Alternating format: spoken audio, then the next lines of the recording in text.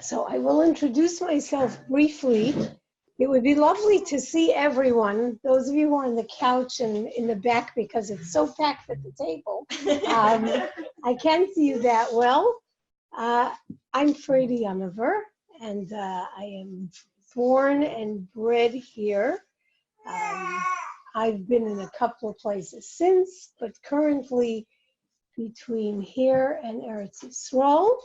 And because we're not such a big crowd, it would be lovely to just introduce ourselves, tell me your name and maybe where you're from, and any tiny little thing about yourself. And we'll start with you. Great. My name is Michal Weiss. I live here, and this is our center, Living Chassidus Center. I think everybody here has been here before, so welcome everybody. We do a lot of amazing programs and take care of women post-seminary. Nice. Okay. I'm Eliana Aviva. I'm from North Carolina, and I love to travel, and I have, Baruch Hashem, been to 18 countries so far. That's wonderful. That's exciting. And now you're living in Crown Heights? Yes. And are you studying? No, I work. I'm a program coordinator for Yachad. Nice. Okay. And you are? Tamar Kleiman. I'm from Kansas. Kansas, like Kansas City? Lawrence. Okay. And now you live here in Crown Yes. Heights? Okay. Okay. And you are? And I am I can hear you. Hi, Mishka. Gorkov. Okay. And you live here in Crown Heights? Okay. Nice to meet you. Me? Uh-huh. I'm Andrea. Where are you from, Andrea? I live in Crown Heights. Okay, cool. Yeah. Nice. All right. I think that when we're somewhere for a long enough period of time or feel settled in a certain way. I've been here 6 years. Yeah, there you go. Really Crown Heights. There you My go. home, where I'm from. Absolutely. I hear that. And you are? I had a second. And you live here in Crown Heights? There we go. Okay. I'm not sure what we say. You know, if my bite is Yerushalayim or bite, right? There you go. And the mommy in the back? I'm Bracha Durkin, and I live here in Hi, Crown Bracha. Nice to meet you. And you? Tequila, I live in Crown Heights. Okay. Where are you from, Tila? Originally from Florida, New Yorker, 10 years. Oh, wow. Okay. Long enough to handle the cold. Rita Cohen. I'm from Cleveland. I've been here for almost 5 years. Nice. Okay. I'm living in Crown Heights. Okay. And you are? Hi, Esther Malka Cohen. We live here. And can I take notes on my phone? Is that okay with me? Yeah. You can take notes on your phone. Thank you. Thank you I for Don't mentioning want to have it that out you're going to without- do that. I you know. appreciate that. Yeah, definitely. So today we commemorated Tes Kislev, and tonight is what we would call Or Liyud Kislev, right? Where our evening begins the day. And these 2 days in the Chabad calendar, as you know, are very significant days in that they represent and mark both the birth and the passing of the Mitzvah Rebbe, of the Alter Rebbe's son, who was referred to as Reb Dov ber Shneori. Shneor was his father's name, right? So it was Shneori. Eventually, the name became Schneerson, right? But he was referred to as Dov ber Shneori. And it's also the day that Yud is the day that marks the celebration of his redemption, being freed from his imprisonment.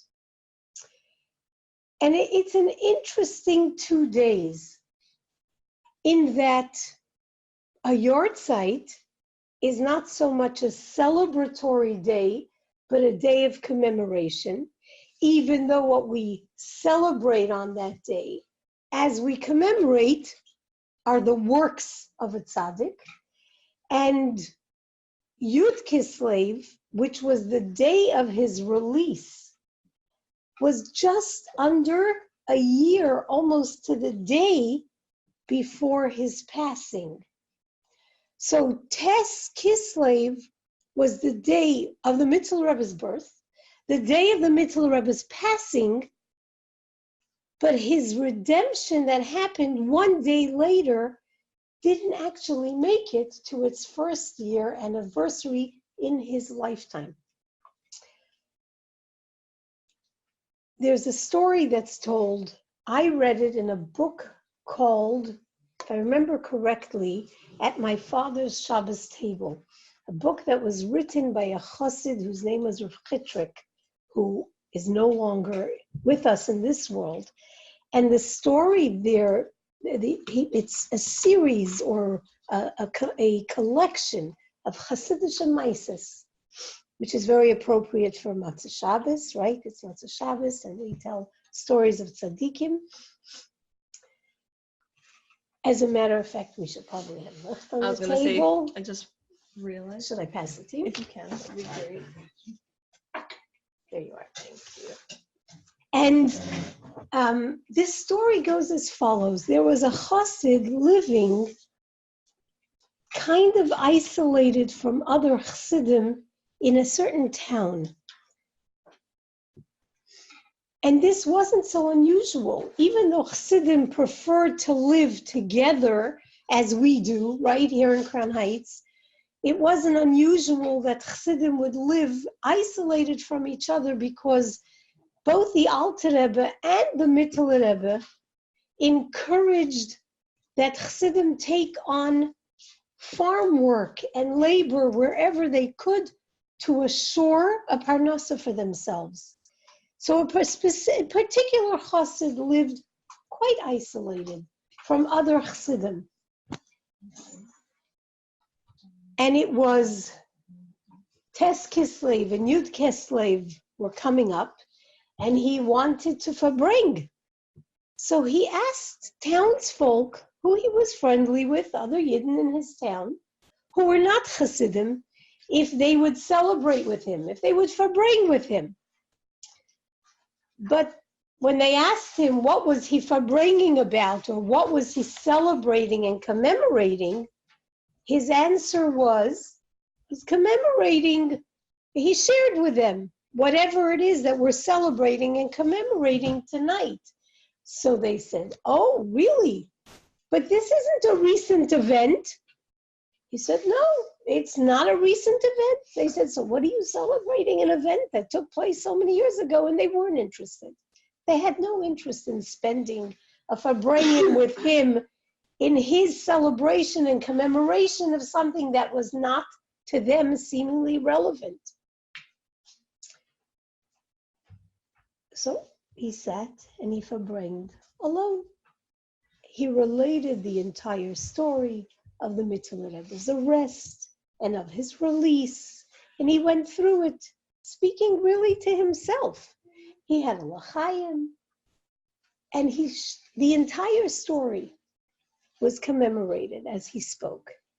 And then he finished farbrenging with himself, right?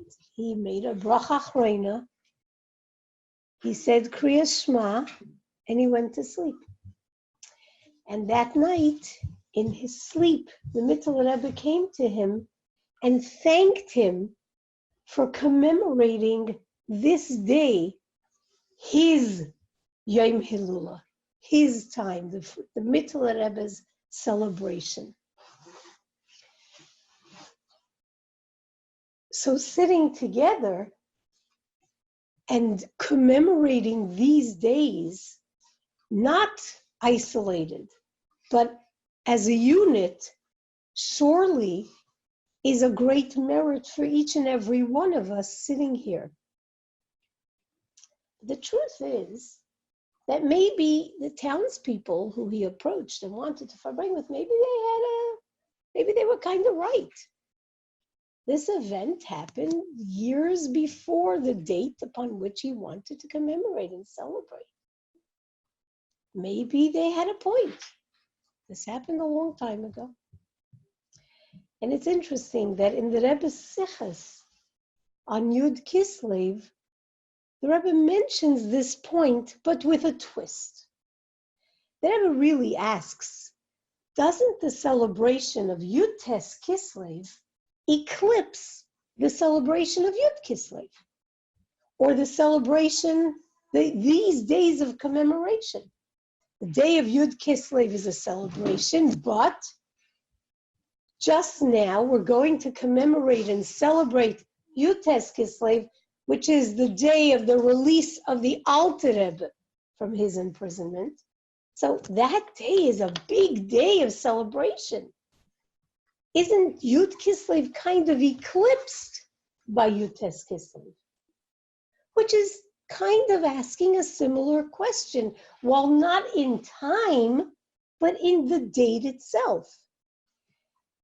And the question and its answer really addresses a very essential component in the way we see ourselves in the world of Chabad, and in the way we see our world, in the way we see the world at large, and in the way we see our personal realities, the way we see our personal world.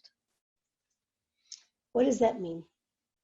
The Rebbe says that Yud Kislev, the day of the release of the Mittel Rebbe, the Alter Rebbe's son, from his imprisonment, is really the day that we can say upon which or within which the experience of L'chsheyafutzu Mainasecha Chutza began. The well springs of Chabad spreading forth really began with the Mittel Rebbe on Yud Kislev. So while we understand that what Chabad Chassidus is about is its flow, its external flow, reaching the outside, and sometimes it's reaching our own outside. It doesn't only mean the outside, the public. Sometimes it means our external selves. But it really began, the Rebbe says, on Yud Kislev, on the day that we commemorate the release of the Mittel Rebbe from his imprisonment. And it's explained and understood as follows. The Alter Rebbe was the experience of what we refer to as the Sphira of Chochmah, right? You're familiar with the spheres. The Sphira of Chochmah, as we understand it, is an initiation. It's the initiating spark. It's that space of creative insight.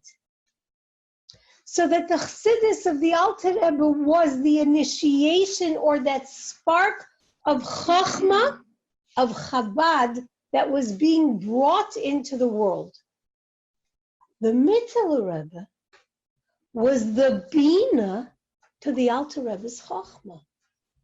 The Bina is what? The expansion of that spark, right? The analysis of that point of intellect. That's what the Bina is.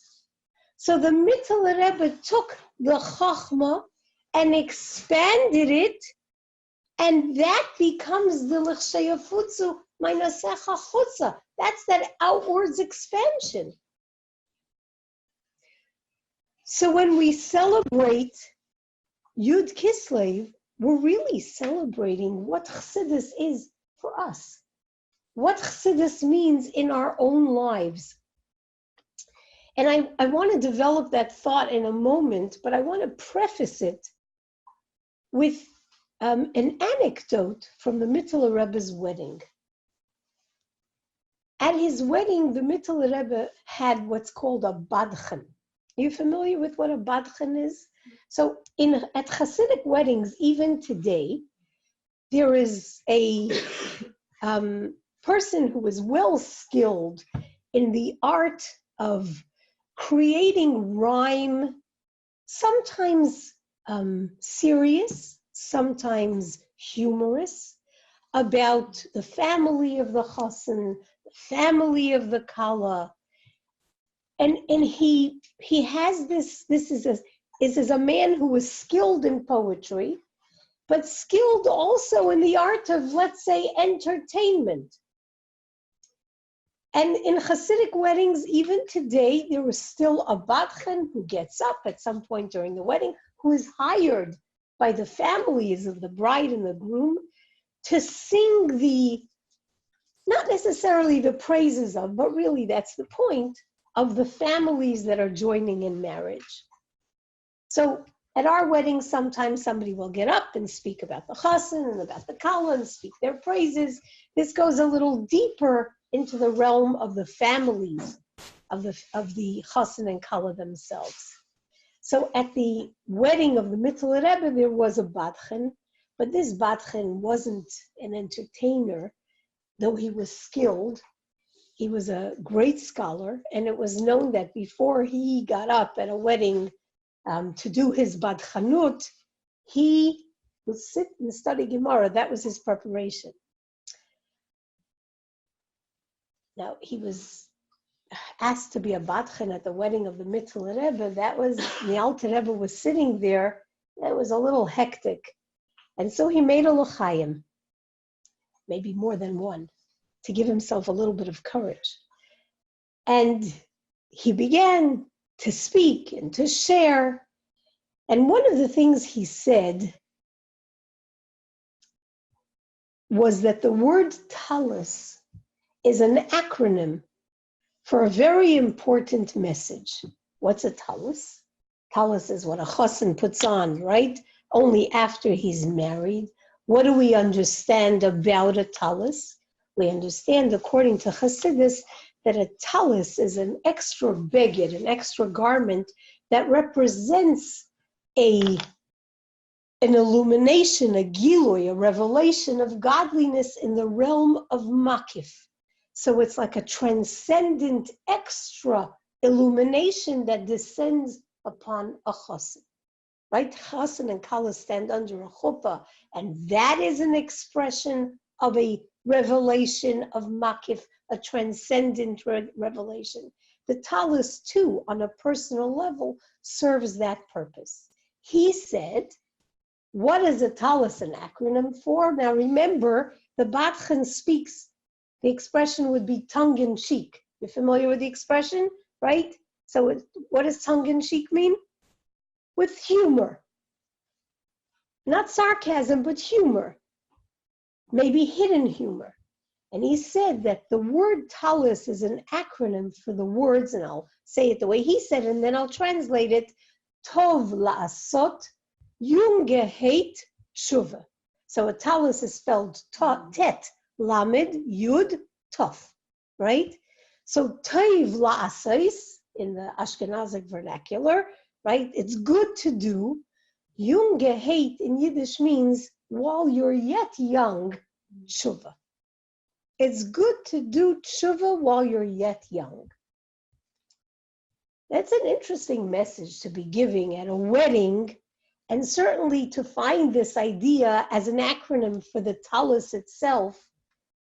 What does this message mean? What it meant maybe for the Mittler Rebbe was on one level, but what it means for us, incorporating that idea of youth in the fact that it's good to do tshuva when you're young, we understand that we're not talking about somebody who maybe wasn't born into a religious home. He's referencing the Mittler Rebbe. He's talking at the Mittler Rebbe's wedding. So what's he saying? The idea is that this concept of tshuva, what is tshuva really? Tshuva really is an ascending consciousness, a growth in consciousness. When is the greatest time in a person's life where their consciousness develops and grows? When they're young. When is the most articulate and the most creative time in a person's life? When they're young.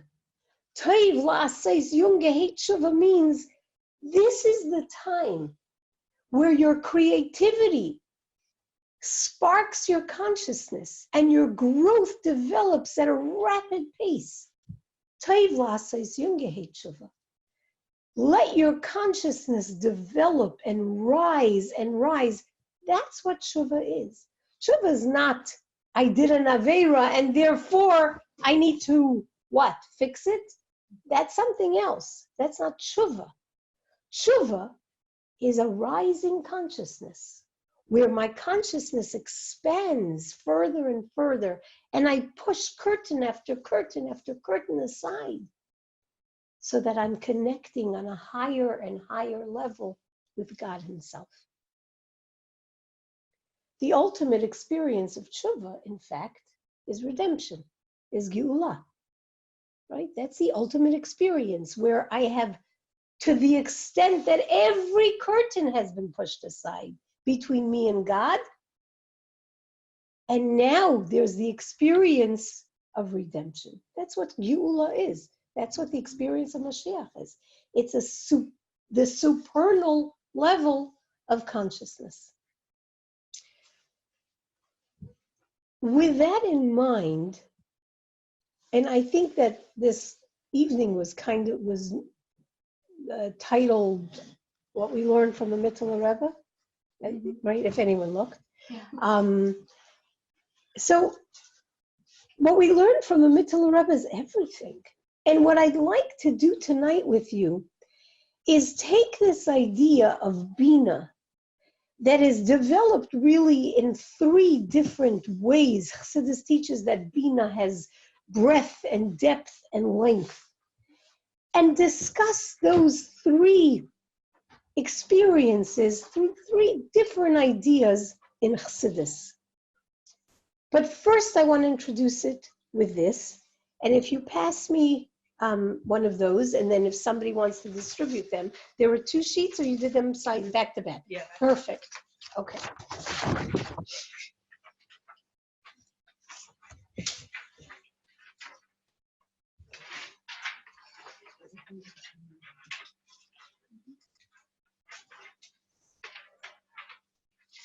Remember, we said that the Alter Rebbe was the Chochmah, right?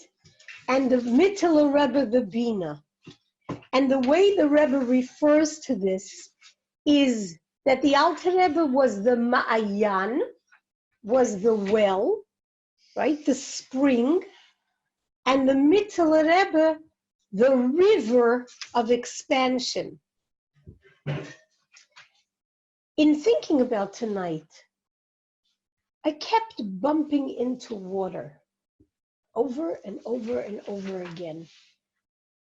Wherever my thoughts were taking me, they kept taking me back to water. And so in taking this explanation or metaphor that the Rebbe uses to understand the Alter Rebbe and the Mittler Rebbe, the Ma'ayon, right? That spring that bubbles up and then develops into a river. I'd like to do something with you before we go in these 3 different directions, which is a discussion about the Be'er of Miriam. Now, Miriam, who was Moshe and Aaron's sister, traveled with Bnei Yisrael in the desert, traveled with the Jews in the desert, and we know that it was her well or her spring that sustained them as they traveled. Water is not easily found in a desert, and so Be'er Miriam traveled with them through the desert, and then on her passing, what happened? The well of Miriam dried up. But the Kabbalists teach us that the well of Miriam continues to sustain us even today. And they say that there is a place where you can find this well, or this well where it bubbles up. And it doesn't bubble up as a spring, rather, it bubbles up from a spring into a river. Anyone know what river we're talking about? It's the Kinneret. The Kinneret, and it has been indicated by the Kabbalists, where in the Kinneret the spring of Miriam bubbles up into the river. When does it rise and bubble up into the river? on Saturday night, on Motzei Shabbat. It's always available, but it bubbles up and spreads. And the Kabbalists teach us that on Motzei Shabbat, it extends itself and spreads to all wells, flows through all rivers and into all well springs, into all sources of water. Are you familiar with this? Have you ever heard this? Yeah. So this idea, now, you and I know that there is no available local well, right? And we don't make it a habit to search for a well on Motzei Shabbat. What we do make it a habit is to have a warm drink on Motzei Shabbat, right? Correct.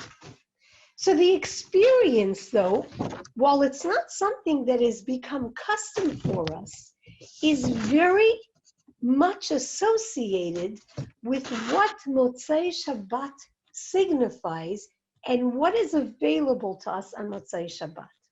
What you have in front, and I don't know why I didn't think to just translate it into English. I didn't. So I'll translate it as I read.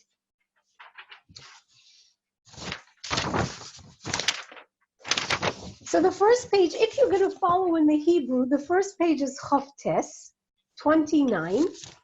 And the copy that you have in front of you is from a Sicha from the Rebbe from the 1970s. Yeah, from the 1970s.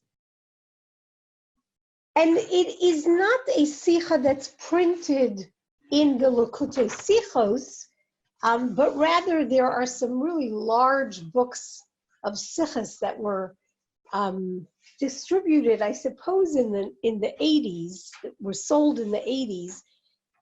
They're big. They're not, I have them in my bookcase at home, so you know how you look to the bookcase. They're not commonly purchased today, and they're not what we call muga.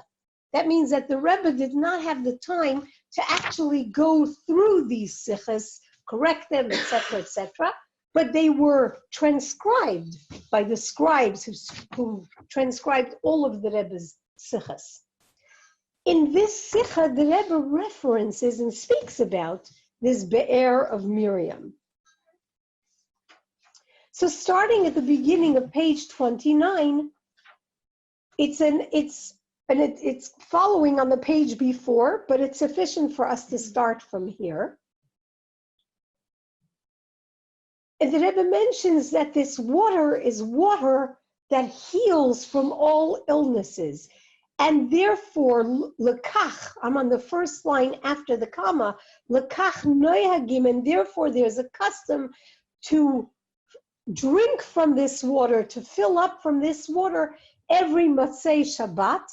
Perhaps it will be an opportunity to be healed from the Be'er of Miriam. And the Rebbe, that's a quote, and the Rebbe continues in Yiddish.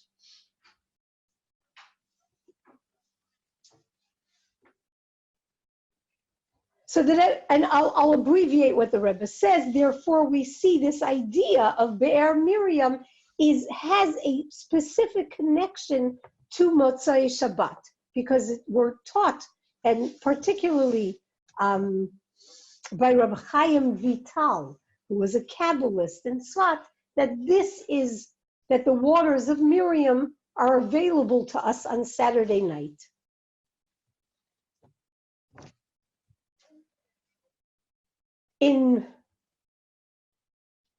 We'll leave out, no, let's do the brackets. I'm not sure where those brackets came from. So this is a copy that I didn't take out of the book itself, but rather I went looking for on, HebrewBooks.org, yes. Right? So that's where this page is from. According to this, the Rebbe says, we can understand why the Gemara tells us that one who wants to see the Be'er, the wellspring of Miriam, should go up to Har HaKarmel and wait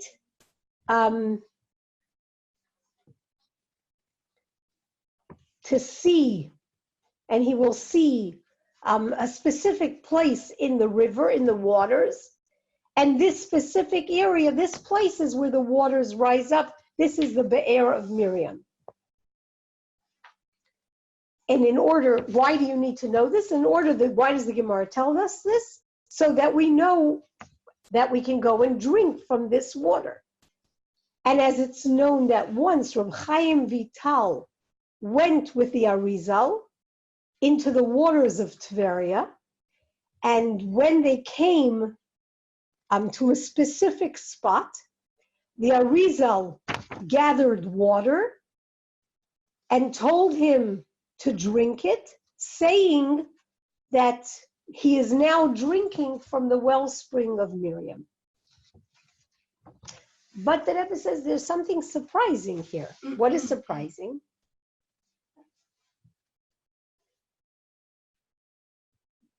What's surprising is that although the Ramah talks about the idea of bringing up this water and drinking from it on Saturday night, on Motzei Shabbat, he concludes this discussion and says, "V'lo ra'iti l'minhag zeh." I don't see that people keep this custom.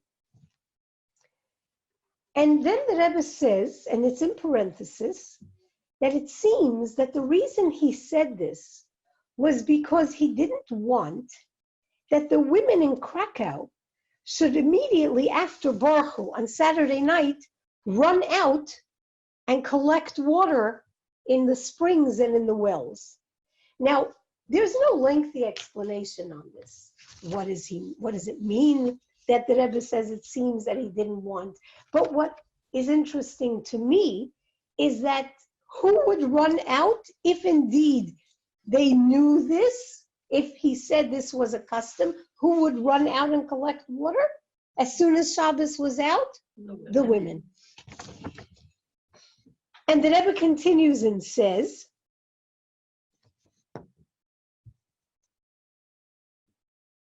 that it's interesting because it was known how with what strength the Reb Moshe Isserlis was careful about a minhag Yisrael. This is a minhag Yisrael, and he was so careful with a minhag Yisrael. Yet his comment was that he hasn't seen that we keep this minhag. The Rebbe continues and says at the bottom of the page that the wonder is even greater because the Alter Rebbe brings this same concept, the same idea in the Shulchan Aruch. The Alter Rebbe discusses it. But he doesn't say what the Ramah says, Lo ra'isi l'minhag zeh, that I don't see that we keep this custom. Yet, the Rebbe continues and says that in fact, it's not a widespread custom. But, and the Rebbe indicates, he says he hasn't seen it by his Rebbetzin. He hasn't seen it by his mother-in-law. He didn't see it by the grandmother.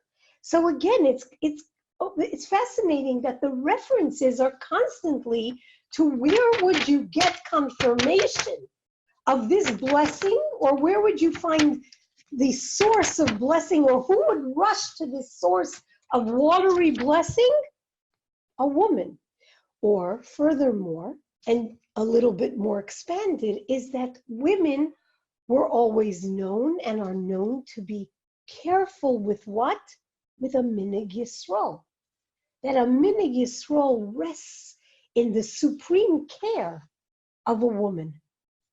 So that a woman seems to have a stronger connection to what is a minhag. And we understand that minhag Yisrael, a custom in Jewry, Torah is considered like Torah. It has the same strength like Torah. But where would this find emphasis? Who would emphasize it? The women. And the Rebbe continues and says, L'poyol, right? Let's bring this round to some sort of clarity. The Rebbe says, everyone should know and do as they want, but the totsa'ah, the result of this, whether it's begashmias, physically, that someone should be healed from drinking well water or water, and I'll explain that in a moment, on Motzei Shabbat, right? Or if somebody achieves this beruchnius, spiritually, one should know, the Rebbe says, that this will pile, it will affect. What will have the effect? The awareness, the knowledge, right? The knowledge and awareness, the consciousness that on Motzei Shabbos, the wellspring of Miriam bubbles up out into the river, and it spreads all over to all sources of water. So there's this unique association in this experience of what is Bina. Bina being a feminine sphera, right? Bina being the feminine sphera, right? The sphera of Havana, the sphera of building, right? Livnot, the building blocks that belong in the feminine experience, and its unique association to Motzei Shabbat. The actual day of the release of the Mittler Rebbe was on Sunday. So historically, the day of Yud Kislev was on a Sunday. This just occurs to me that the Rebbe's daughter, right? Rebbetzin Menucha Rachel, the Mittler Rebbe's daughter, whose name was Menucha Rachel, went to live. You're familiar with this? Where did Menucha Rachel, the Rebbe's daughter, settle? She settled in Hebron, right? She's buried in Hebron. Her father, the Mittler Rebbe, was the first in the dynasty of Chassidism to establish a Chabad infrastructure in Israel. He established this in Hebron. As a matter of fact, if you've been to Hebron, then you either will have visited Rebbetzin Menucha Rachel's gravesite, or you may know that the synagogue in Hebron, not the Ma'ara, not where Avram is buried and Sarah is buried, etc., but not the Ma'arat HaMachpelah, but there is a synagogue in Hebron that is called the Bet Knesset Avraham Avinu, and that's a Sephardic synagogue. And right next door to that was established what was called Bet Knesset Avraham Avinu Ashkenaz. That was the Bet Knesset, the shul that was established by the Mittler Rebbe in Hebron. His daughter, Menucha Rachel, went to live in Hebron, and it's said of Menucha Rachel that she was blessed to walk between the raindrops. Just bringing water into this one more time. She was blessed to walk between the raindrops. So even though rain is a blessing, rain also causes one to become wet. Rebbetzin Menucha Rachel was a woman whose blessings were known to come true. Everybody, Arab and Jew alike, would go to Rebbetzin Menucha Rachel, who lived in Hebron, for blessings. And people still go today to pray at her gravesite. So I want to expand this a little bit into what I'm looking at as the different structures of Bina. We said length and breadth and width. And I want to reference some different ideas in Chassidus that reflect not just Yud Kislev, this day of celebration and commemoration, but all the dates, the Hasidic dates that we have in Kislev. And it's impossible, really, to speak only about the Mittler Rebbe when you celebrate in Kislev. There's a Hasidic thought that at the beginning of every month, what does the moon look like? It's barely noticeable, right? Everything that is going to become revealed in this month is all encapsulated and, help me with a word? Contained, good word. What else? Good, another good word. It's all there in that Rosh Chodesh moon that will grow and expand. The light of the entire month sits contained within that barely visible light. And in Chassidus, this is an understanding for what it's like for the human being. That when the human being is born with all the potential existent within them. The potential that will light and shine their entire life exists within that tiny little drop of person that is born. You can't see the potential, but it's all there. And in that little drop of moon on Rosh Chodesh Kislev exists the entirety of the light of the month of Kislev. And the month of Kislev is a profoundly lit up month. Profoundly, is full of light. Of course, taking us straight into the light of Hanukkah, but before Hanukkah. So it's impossible to talk about Yud Kislev without talking about Yud Daled Kislev, which is the day on which we commemorate and celebrate the marriage of the Rebbe and the Rebbetzin. And it's impossible not to talk about Yud Tes Kislev, which is the day of the celebration of the release of the Alter Rebbe. And it's not that it's impossible for us, for me, it's impossible for the Rebbe. And in every sikha that the Rebbe speaks about, and in many sikhas, I should say, the Rebbe mentions, when he speaks of Yud Kislev, he mentions Yud Dalet Kislev, and he mentions Yud Tes Kislev. So I want to pick small pieces from Yud Tes Kislev and from Yud Dalet Kislev also that are about this Bina consciousness.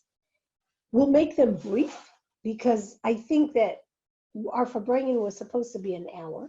So we have that, in that hour, we have about another 20 minutes.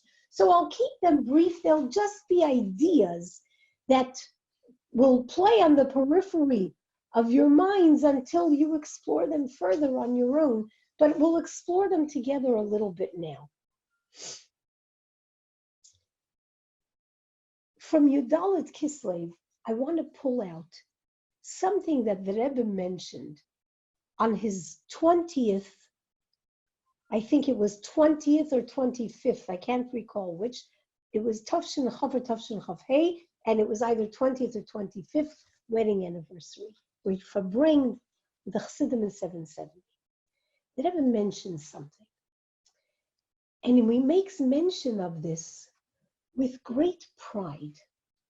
The Rebbe is talking about the customs associated with chasana. And there are certain customs associated with chasana, with weddings, that we learned specifically from the Rebbe's wedding. The idea that a ring should not have any engraving on it, should be complete. There is the custom that we have, the layout of the invitation for a Chabad wedding. You know, there's a specific layout to a wedding invitation. What does the highlight of each paragraph spell out? The word ahava, love. If you think we're not progressive, the wedding invitation for Chas and Kala in the Hebrew comes in 4 paragraphs, and each paragraph begins with another letter. The aleph, the wedding invitation begins with the word anu, with an aleph, right? And then a hey, the next paragraph, a bees, and a hey, and spells out the word love.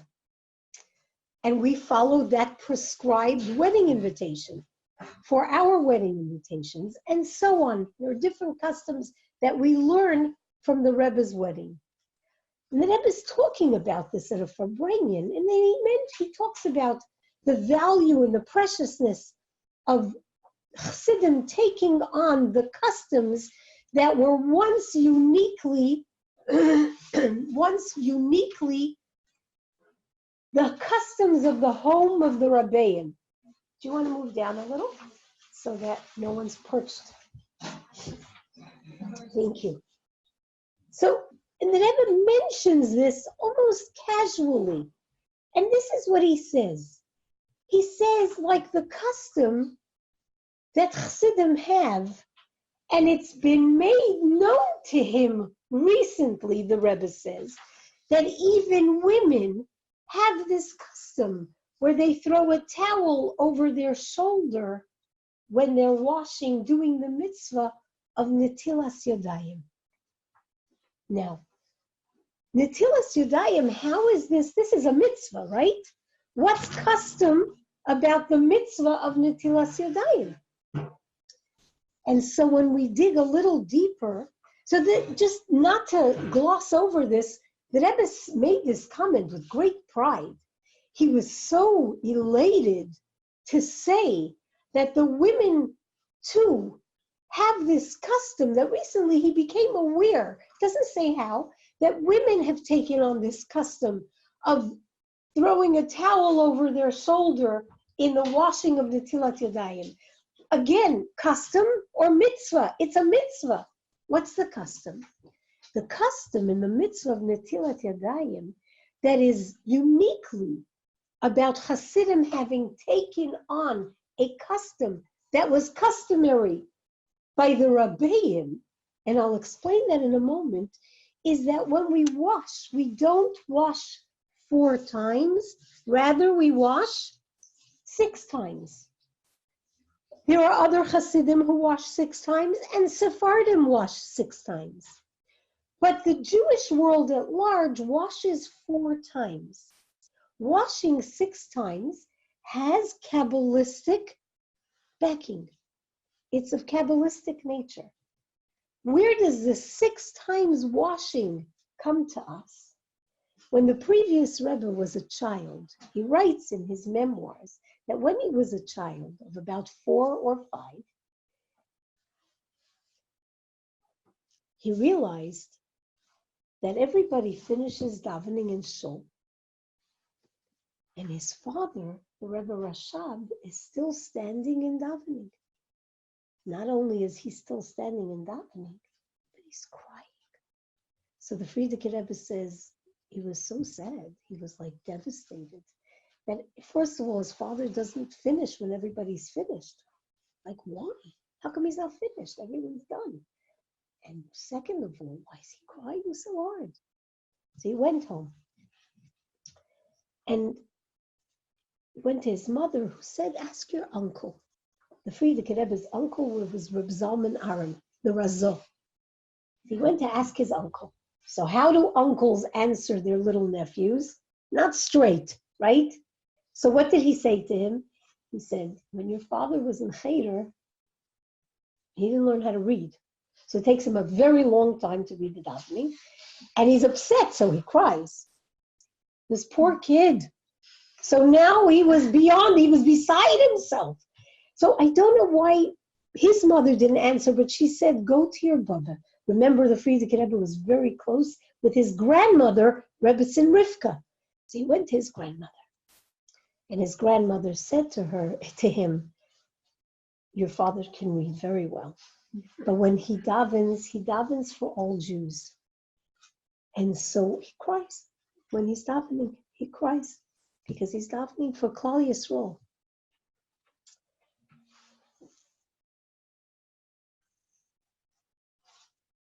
He noticed this, and he writes that he noticed other customs, that he started to notice other customs of his father. One of the things he writes about is that he noticed that his father washes 6 times and not 4. Everybody else, the Chassidim, washed 4 times, but his father washed 6. And so he began to wash 6. Chassidim noticed, and they asked, should they be washing 6 times? And the answer was, no. This is something that's done in what was referred to as Beis Rebbe, the home of the Rebbeim. Until the time of the Freidy Rebbe. The Freidy Rebbe, when he became Rebbe, expressed that Chassidim should begin to wash 6 times, and everybody right? As far as you know, we wash 6 times, right? And you may have noticed that others wash 4.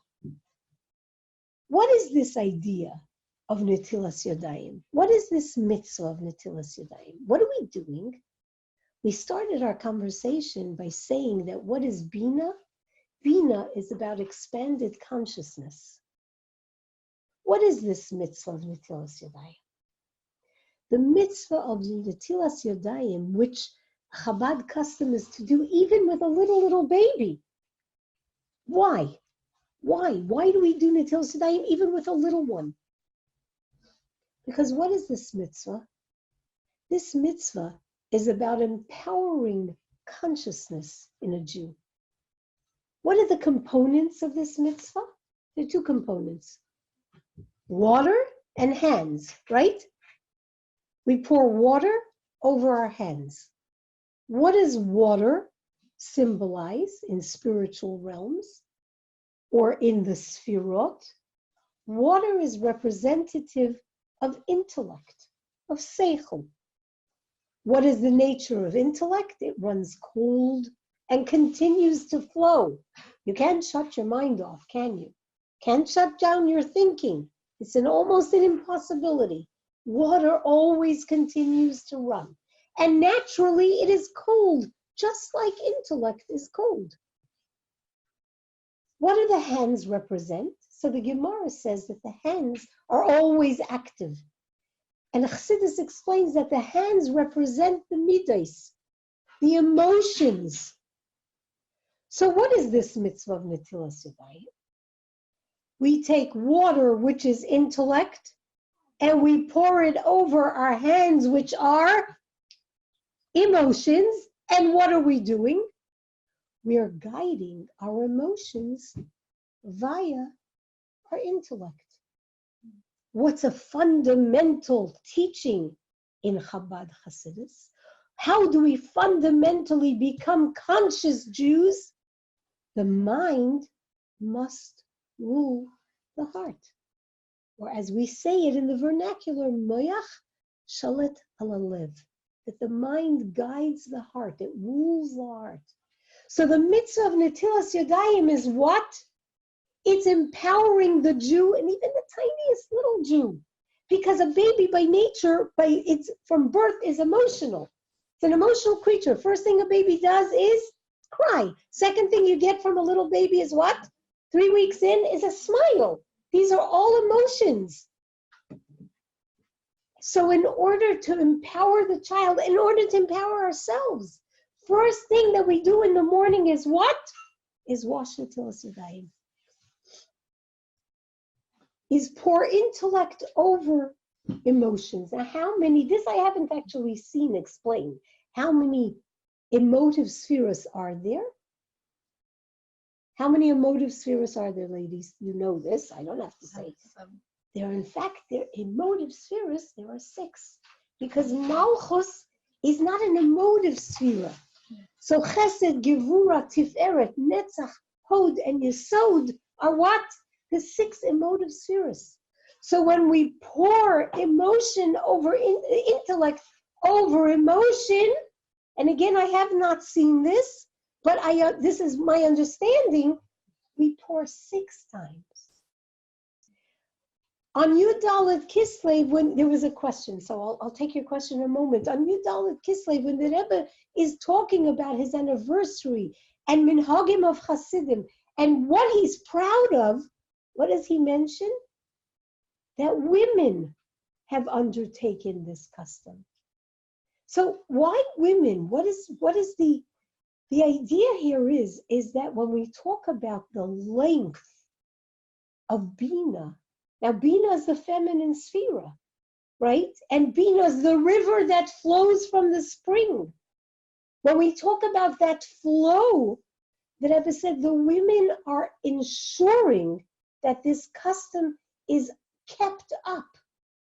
And he was so delighted to share this pride that he had in this idea. And I think that this statement, I don't know where it comes from. and I don't remember who I heard say it, but it's so, it becomes so relevant here. I've heard it like this. The Rebbe loves us, but he's so proud of what we do. So we're loved. I heard it said the Eibishter loves us, but the Eibishter takes pride in our actions. And it's true for a parent as well. So the experience, the Rebbe was expressing this pride. You had a question, and I don't want to forget that you had a question.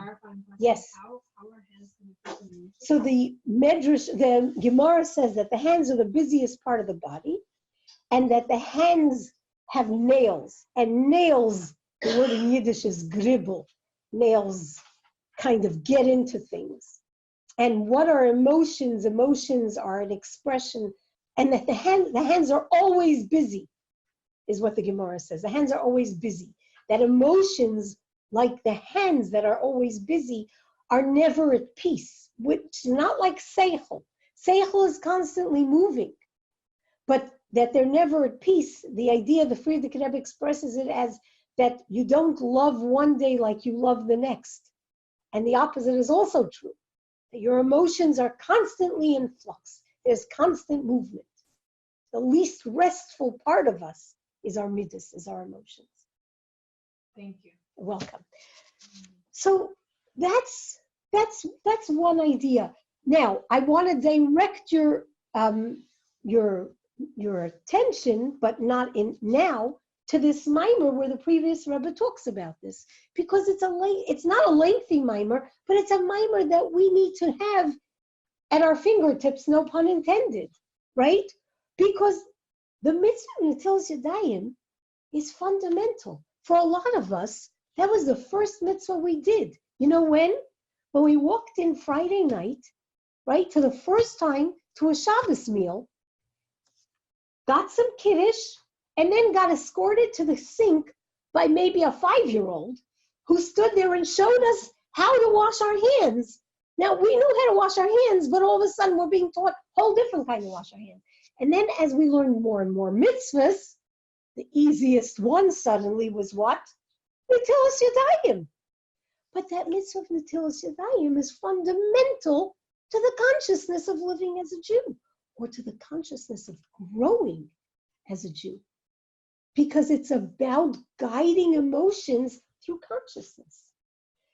So this is a mimer, and this mimer it's a mimer from the previous Rebbe, which is based, of course, on a mimer from the Tzemach Tzedek. The Tzemach Tzedek wrote prolifically, yet when he was very young.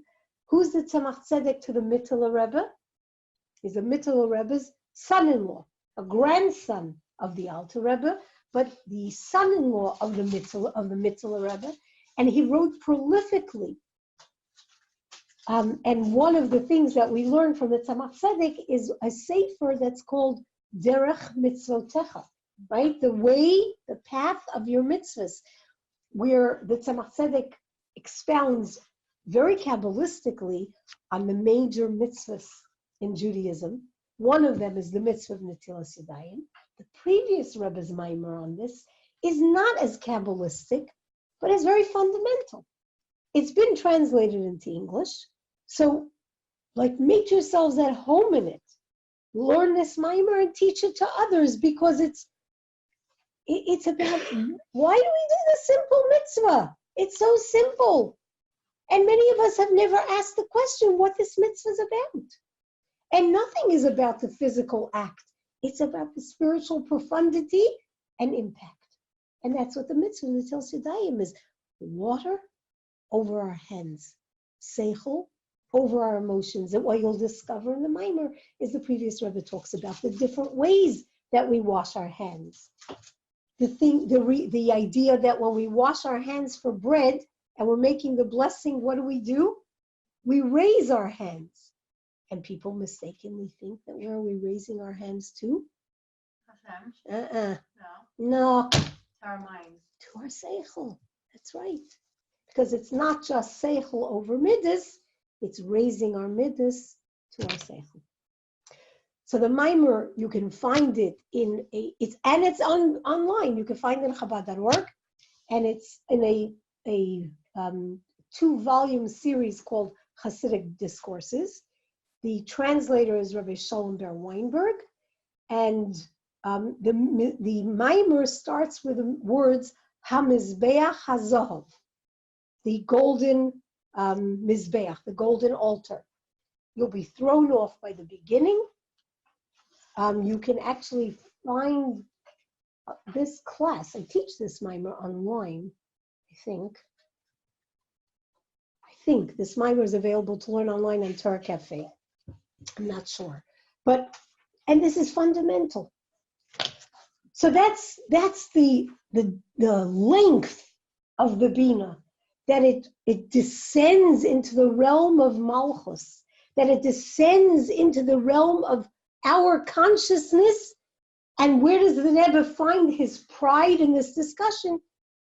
That the women have taken on this custom of throwing a towel. Why do you throw a towel over your shoulder? Because that way you have a towel ready when you're passing the quart from one hand to the other, so that you're not contracting or creating a contact with the tumah that was there previously. You use a towel to pass or paper towel, if there's no towel, to pass the quart, the natlan in Hebrew. The previous Rebbe talks about why is it called a natlan? Why do we say the blessing al netilat yadayim? What does netila mean? Raising. Correct, because we say al netilat lulav, right? On raising the lulav. But what are we doing?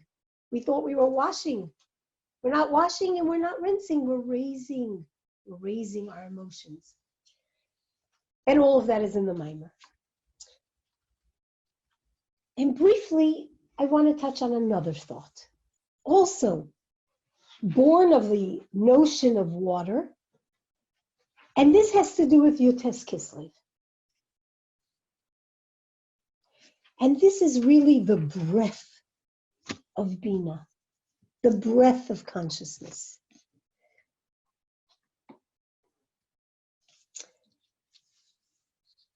The Alter Rebbe had a chassid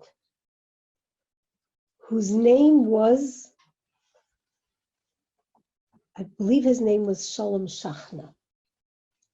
He was the son of Reb Avram HaMalach. Reb Avram HaMalach was the son of the Maggid. So the Alter Rebbe's teacher, Rebbe, was the Maggid. The Alter Rebbe, the Maggid had a son, Reb Avram, who was called Reb Avram HaMalach.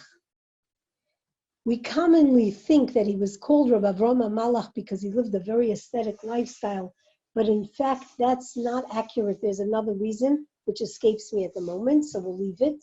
He did live a very aesthetic lifestyle. He didn't want to marry. He wanted to just remain involved with godliness all the time.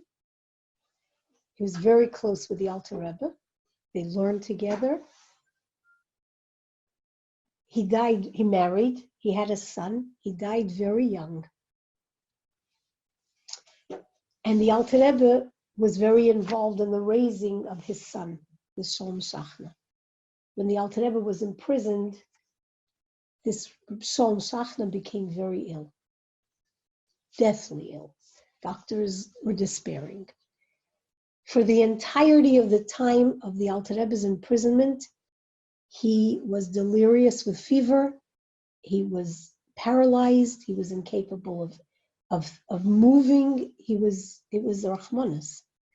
Anyway, one day, he literally springs out of bed and runs into the next room. He washes his hands and he jumps out of bed and runs to the next room, and he says to the people who were there that the Alter Rebbe was released. So what did they think? Yeah, they thought he's delirious. They didn't hear that the Alter Rebbe was released because the news came a little late, right? And also the Alter Rebbe didn't end up on his own. He ended up by a misnagid. So till the Alter Rebbe's release became public all over, Chassidim didn't hear right away. But when they heard they realized that when he jumped out of bed and shared with them that the Alter Rebbe was released, he was right. That's when the Alter Rebbe, so they said to him, how did you know this? You're not a Navi. So he said, my bed was near a window and I saw a rainbow. In the Zohar it says, in Parshas Noach, that when Mashiach comes, you will know because there will be a brilliant rainbow that will light up the whole world, and then you will know that the Goyel has arrived, that the Redeemer has come. He said, now, I saw a rainbow, and it was brilliant, but no one came in saying Mashiach was here. I didn't sense that Mashiach was here, but I sensed that there was a different Geula, that the Alter Rebbe was released. Do you know where, it's fascinating, when you look in the Zohar, the verse that introduces this concept, in the Zohar, if you've ever looked into the Zohar, it's very erratic. It goes back and forth between subjects, intertwining them and binding them. Where does the Zohar talk about this rainbow, this keshes that will be seen when Mashiach comes, and this is how you will know that it's redemption? The Zohar introduces this idea talking about Yaakov from this week's Parsha, but it's in Parshas Noach, in the Zohar. But the Zohar brings down the words from this week's Parsha that Yaakov rested on a rock, right? And then this rock he turned into a matzeva, right? He turned the rock into how do you say matzeva? Not a tombstone. Into a monument. He anointed this rock, right? He poured oil on the rock and he anointed this place. He said when he woke up, wow, right? You can find wow in brackets. Wow, he said. This place is awesome. God is here. Hamokim is a reference to the Eibishter. So it's in this week's Parsha, this conversation. In the Zohar, brings down this idea of this keshes that Reb Shalom Shachna talked about. So it's in Parshas Vayetze, but it's from Parshas Noach. The Zohar is from Parshas Noach. In what week was the Mittel Rebbe redeemed? In this week's Parsha, Parshas Vayetze.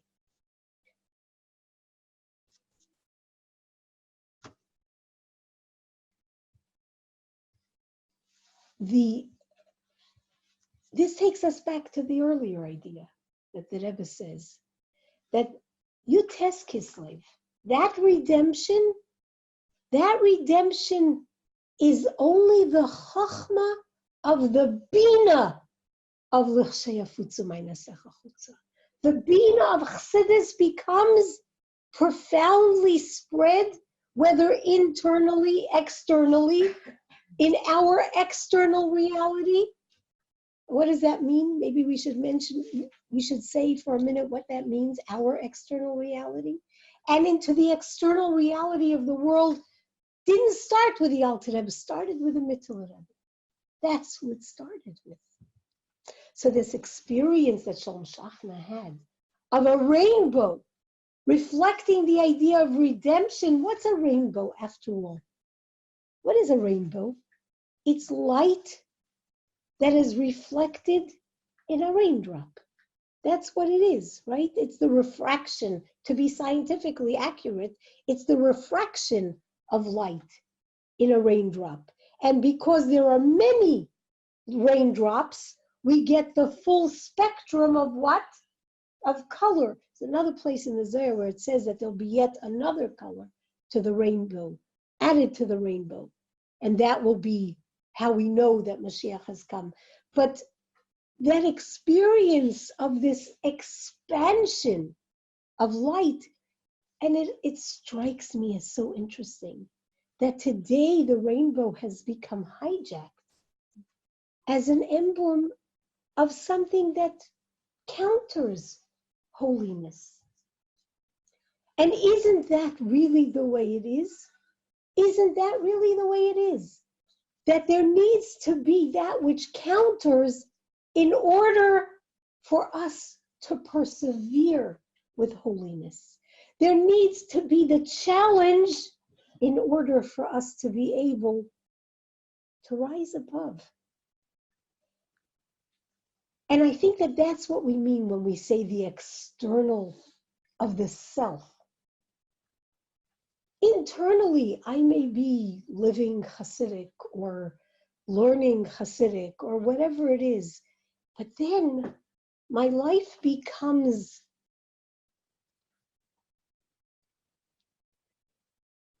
shifted by, or I become, it's imposed upon me. A challenge is imposed upon me.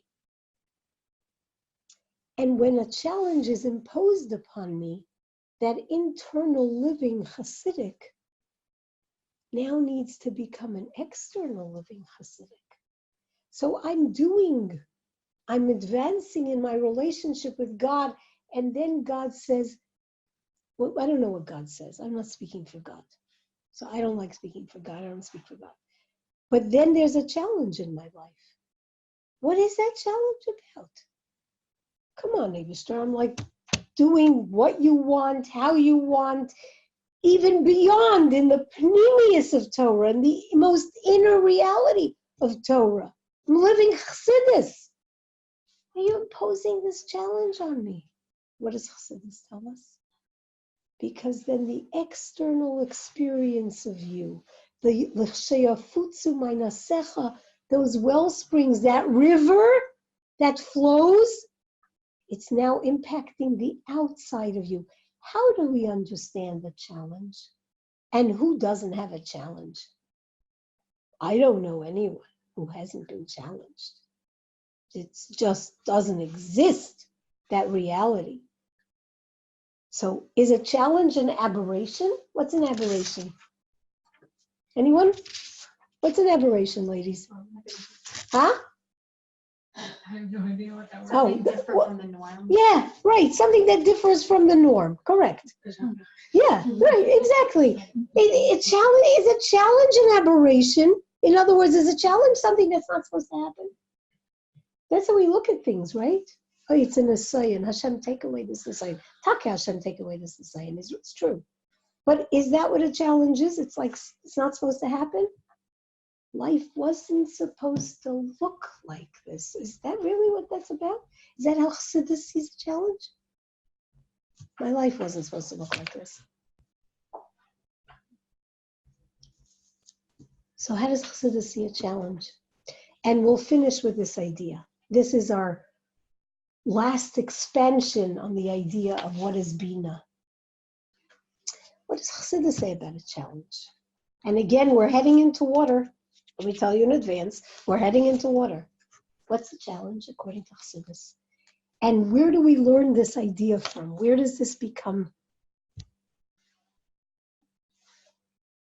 The idea of a challenge in Hebrew, a challenge is an nisayon, right? The idea, what is the word nisayon? The root of the word nisayon, the root is the word nes, which really means a miracle, right? It also means something else. In a banner, that's right. In Torah, we talk about the fact that when the Yidden traveled in the desert, they followed a banner, right? So it's something that you look up to. That's the idea. You raise your eyes. As a matter of fact, when in Parshas Chukas, when we complained that we didn't have meat and the Eibishter took away the covering of the desert floor, right? And then we were stung by scorpions and serpents. So we asked Moshe to dive into the Eibishter. What's the instruction that Hashem gives to Moshe Rabbeinu? Put up a nace of a pole, right, with a banner on top, but it's not a banner. He tells him to fashion the form of a serpent, right? And Moshe fashions the form of a serpent. out of copper, and he erects it, and the Eibishter says, whoever will look on it will be healed. And the Alter Rebbe discusses what kind of, what you want to heal. Why look at a serpent and maybe you just told us don't make images. This is what is this? And how does the Alter Rebbe explain this?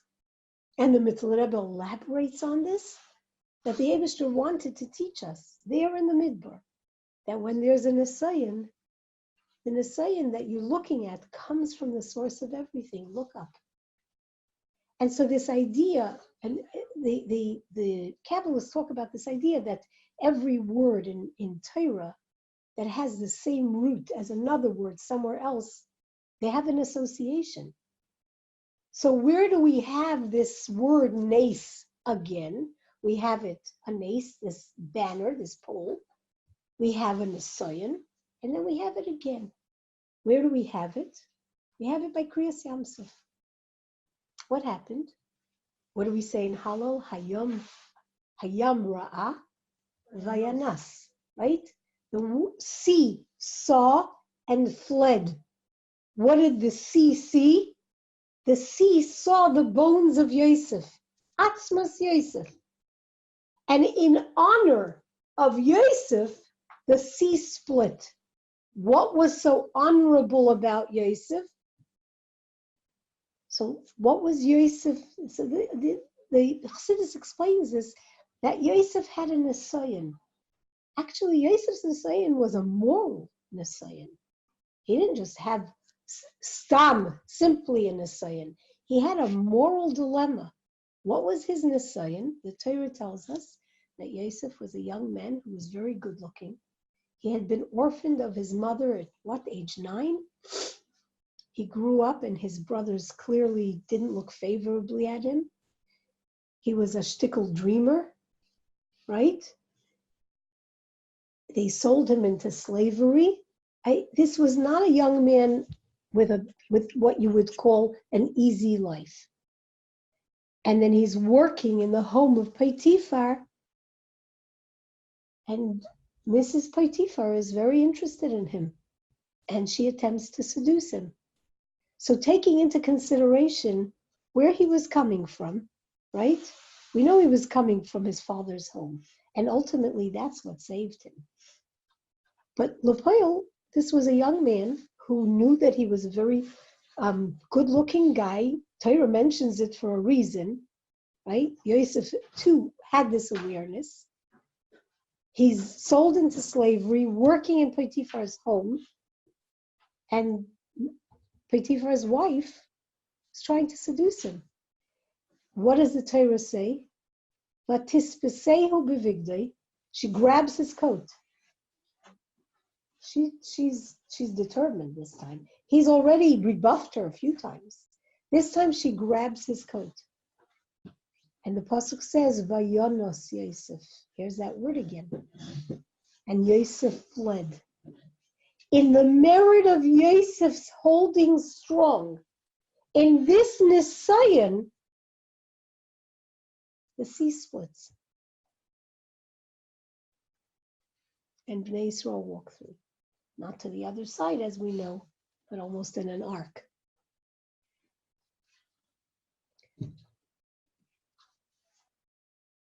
What is this idea of this expansion on this notion of what is a Nisayan?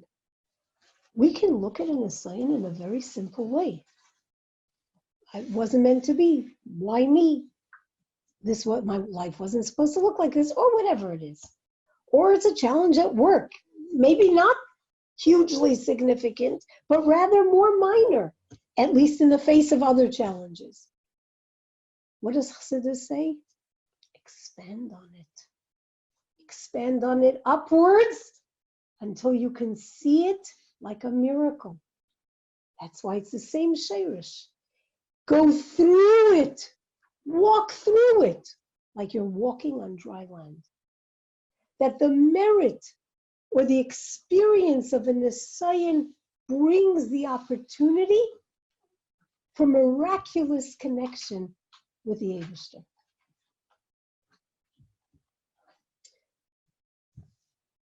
And ultimately, and let's finish with this, talking about water, the ultimate blessing or the ultimate prophecy that we express or understand that we have from the Nevi'im is that when Moshiach comes, what will the experience of God consciousness be? It will be like what? Like Umala ha'aretz deya es Hashem, that the world will be filled with knowledge of God. That's more about the intimacy in the relationship, right? Kamayim layam achasim, like water covers the earth. So from Miriam's well to the water covering the earth with the Geula, l'chaim to all of you. So now I know why I saved my water. L'chaim to all of you. And may the light of Kislev, as it continues to expand and expand and expand and expand yet again, light up all of our days and our weeks and our months and our years. And we should celebrate the Geula together, Mitzvah Shem. Chaim.